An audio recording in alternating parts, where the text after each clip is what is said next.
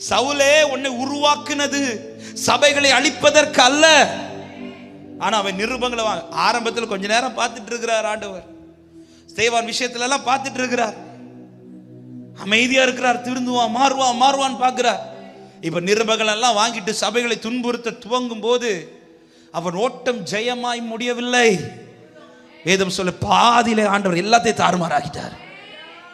தாறுமாறாக்கினது அங்கே சவுலை அழிப்பதற்கல்ல, அதன் பிறகு அவனை உருவாக்கி திரும்ப வணைந்து அவனை எந்த சித்தத்தோடு இந்த உலகத்தில் பிறப்பித்தாரோ அந்த நோக்கத்தின்படி அவனை பவுலாய் உருவாக்கி அடுத்த ஒரு ஓட்ட வச்சாரு பாருங்க.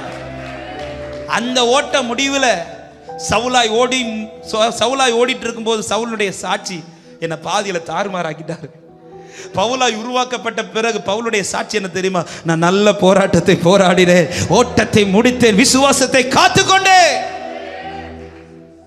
ஜெயமுள்ள வாழ்க்கை இயேசுவின் நாமத்தில் உங்க வாழ்க்கை ஜெயமா முடியணுமா? உங்க வாழ்க்கை ஜெயமாய் மாறணுமா? உங்க வாழ்க்கையின் ஓட்டம் சந்தோஷத்தோடும் சமாதானத்தோடும் ஜெயத்தோடு முடிக்கணுமா? ஒரே ஒரு தான், அவர் என்ன என் மேல வச்சிருக்கிறாரு அப்படி நான் உருவாக்கப்பட்டே ஆகணும்.